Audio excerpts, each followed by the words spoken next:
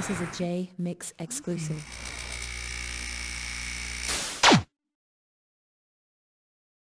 Be on my grind just to keep my pockets fat. Life is hard, so if you lacking, you gon' see your pockets sad. Depend on no one but yourself. I'm the best I ever had. Come in first, cause if you waiting on somebody, you come last. I got some niggas with me that been with me since a pee-wee. We shutting niggas down like the virus on the PC.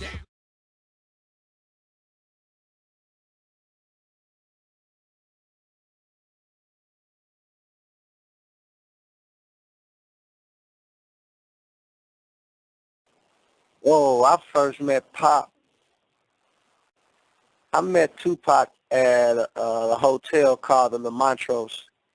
He was like living next door to me. That's when I first met Tupac. A real down-to-earth brother that has a love for his people.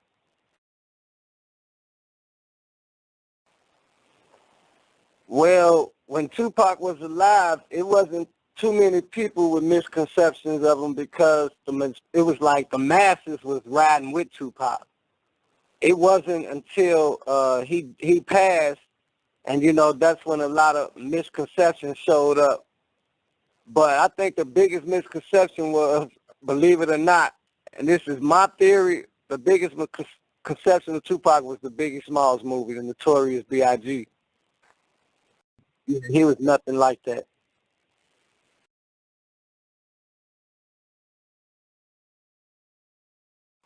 Yeah, did I hear he was coming to death row? Everybody at death row heard he was coming to death row. But it was around the time, I believe Snoop had just finished The Dogfather. It was either right before or after he finished The Dogfather.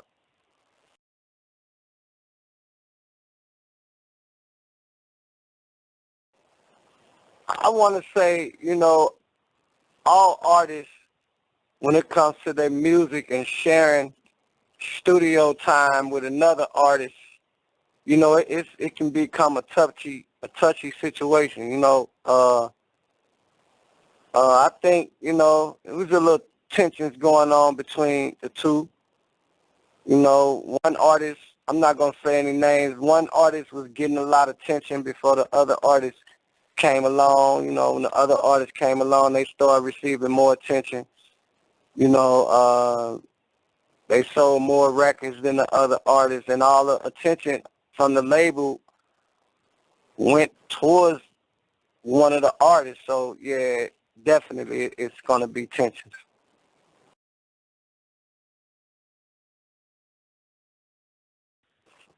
My work schedule didn't change from the first time I got all access from Suge in the studio. It was nothing new when Pac came. Nothing new at all. It was like I already had brought myself up to that type of caliber, type of producer where I was already making probably, I would come in the studio every day at 8 a.m. and I wouldn't leave the studio till like 4 or 5 a.m. every day, even before Pac was there. And tracks, I would have like, I want to say 12, 13 tracks a day. I was in love with what I was doing, and I was just gone, man. It was like I was on a natural high. I was gone.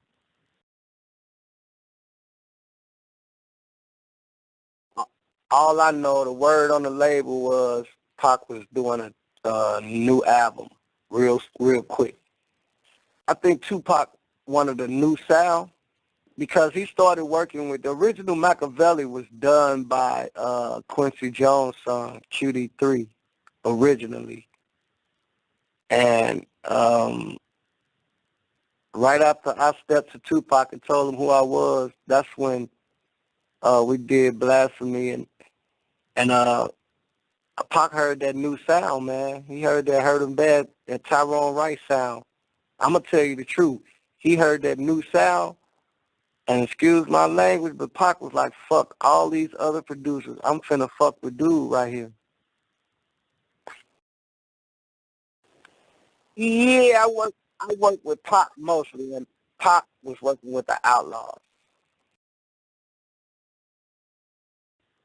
Well, Blasphemy came to be, wow, I had made that a while before I actually walked up and told Tupac that I was a producer on the label. But when I made the track, I was thinking more of some jazzy type of death row music. That's all, with a little jazz feel on the R&B side. So I had told Tupac that I was a producer on a label, and he said, "What room are you in?" I told him the green room back there, the room right by A. So he knew where it was at, and he said, "You'll be here tomorrow morning." I said, "Yeah, I'm here every day." He was like, "Okay, I'm gonna come check you out." So the next day, he kept his word. He came, he knocked at the door. I opened the door. I was kind of shocked, but he gave me his word, and he kept it. And he came in, he said, "That's you?" The music was already playing when he knocked on while he was knocking on the door. And he came in, he said, "That's you?" And he was talking about the track, and I was like, "Yeah." And all he said was, "Can I get it?" And I was like, "Yeah." He was like, "You the only one played on it?" I was like, "Yeah." He was like, "Can I get it?" So I said, "Yeah." And he had the engineers to come in, and they took it in the room and did their thing to it, and man, that was Blasphemy.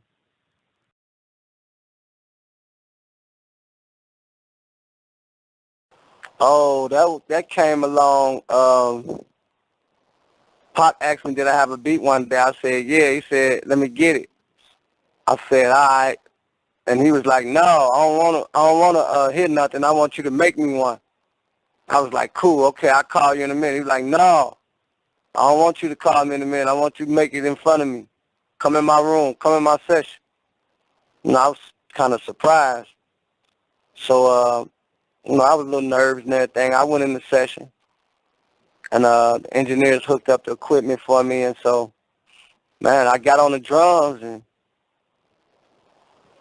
as soon as I touched that first kick, I wasn't scared. No, I wasn't nervous no more. So after that, I wanted to show off anyway, so I started showing out. And Pac loved the tempo. He loved the drums. And the guitar man came in. He started playing with the bass. He came up with a little melody. And we put them strings down. And then the guitar man played another melody with the guitar. And then when I heard the hook, I followed up with some strings that was going like the hook was going da da da da da da da da da da da da. I don't think too many people hear them strings. If you listen close, the strings are saying exactly what the hook is saying.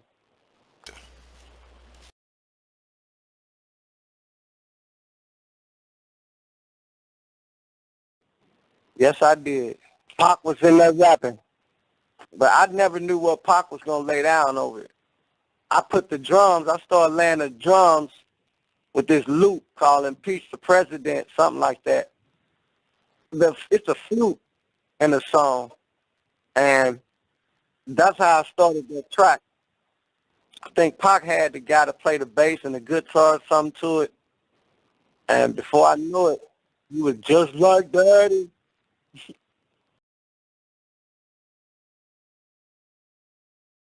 Yeah, Tupac co-produced it. He told me to remake The Skin I'm In, which is made by Cameo.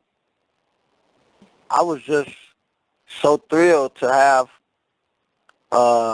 Tupac rapping over my beats.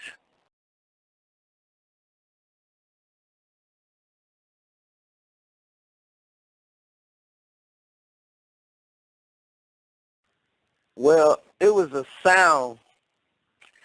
It was a normal day, man. I come to work, I always come in and order me something to eat. I ordered something to eat. I rolled me up something, smoked it, and I just touched this sound. I ain't gonna get a name up. I'll tell you when I'm off the record. But it was this sound that I touched, and I touched it with it was like a four-finger chord, four-finger chord or something, whatever you call it. But I touched this sound, And after that, I really basically heard the whole track after I touched the sound. So I just started putting it together. And it took me like 5, 10 minutes. I didn't really think too much of it, I know I'm raw, but it was just that it's another track that I made. You don't really know when you're creating a classic or something as big as Hail Mary.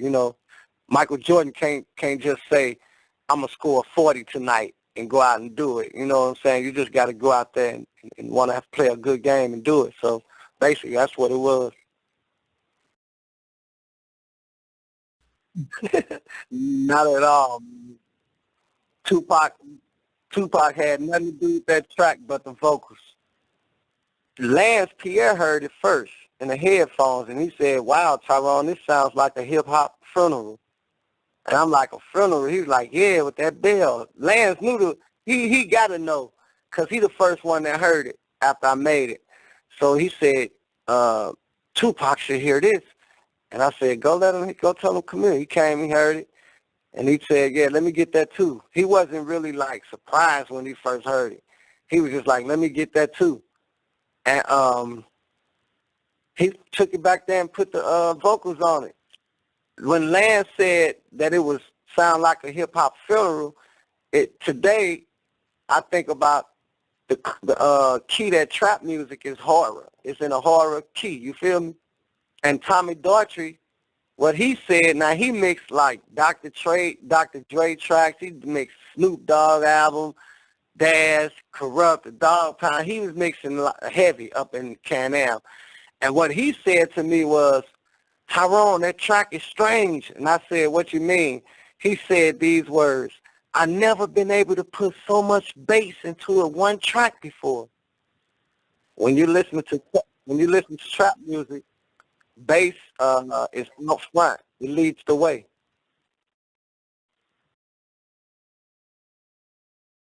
Dude, you got a good ear because, first of all, shout out to Chief Keef. I love Chief Keef, man. I have so much respect for him as a new artist on the internet, But the first sound of I Don't Like, which was his first major hit, the first sound that come on is a sound I used in Hail Mary.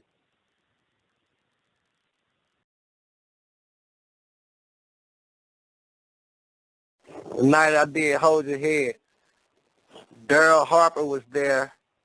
It was a late night, and every other person that had studio time, they were gone, and we was the only one in the studio. And Pac came in. He already had laid the vocals down to the song, so he came back in the green room and asked me. He said, "Don't you know how to sing?" And I said, "Yeah." He was like, "My man, come in and sing this song for me." So I went in his room, his session, and he showed me the words. He went over the words with me. I went over it a couple of times before I got in the booth, and when I was ready, I got in the booth, and he said, I'm going to play it from the beginning to the end, and you just do your thing, and I'm going to be holding my hands up, letting you know when the hook comes. And that's when you sing the hook. When you see my hands go up, and, he had the choreographer thing going. Tupac got that good in him. He can lead the way for you if you just pay attention. So that's how that came along.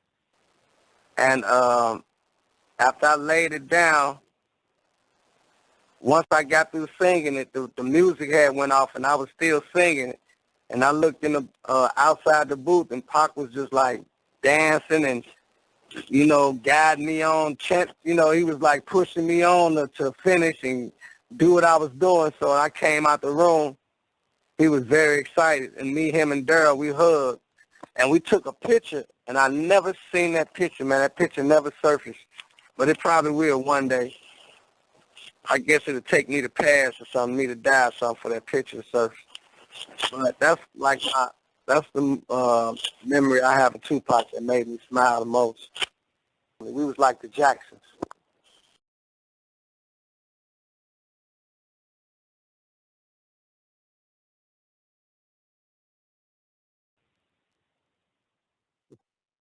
I be on my grind just to keep my pockets fat. Life is hard, so if you lacking, you gon' see your pockets sad. Depend on no one but yourself. I'm the best I ever had. Come in first, cause if you waiting on somebody, you come last. I got some niggas with me that been with me since a pee-wee. We shutting niggas down like the virus on the PC.